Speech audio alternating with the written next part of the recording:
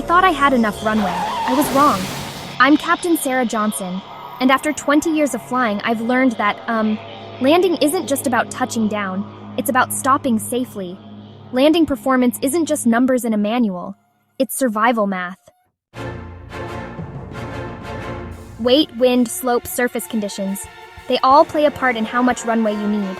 A heavy aircraft, tailwind, or wet runway, you're gonna need more space to stop. Your pilot's operating handbook isn't just a paperweight, it's your lifeline. Let me show you how to use these charts.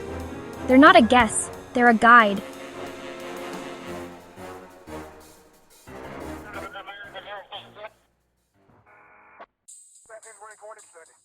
Flaps, touchdown point, braking technique, they matter more than most pilots realize. I've seen too many close calls. Don't let your next landing be one of them.